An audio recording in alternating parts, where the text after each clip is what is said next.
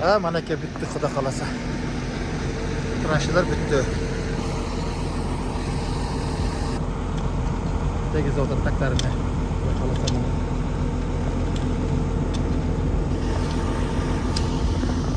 Mana bitti.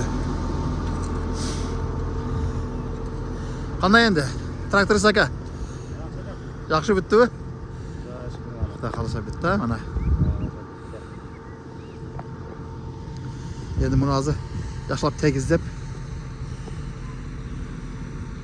olib kelsak ertaga.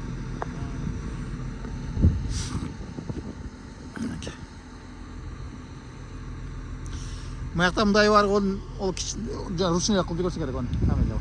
O'zi yaqin sirtlashay san'ati shipir bor ekan. Buni keyin bu yerda ham dambirimday vardı bunday, putchashchi bor.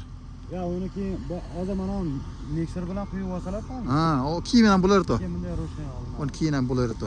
Keyin ham qo'shib qo'yardi. Hozir mikserga joy kerak ekan. Ha, mikserga joy kerak. Mikserga joy kerak. Qolsa buni. Allah razı olsun. Mana. Mahalni tursa soatda turarasiz. Ha? Mana burchka. Burchqavi? Ha, mayli. Mayli, mayli qilib turadi. Mana shunday qilib, mana shu to'g'ri, mana shu chekkadan.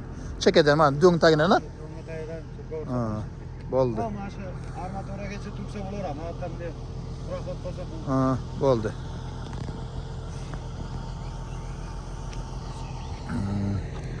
Bo'ldi.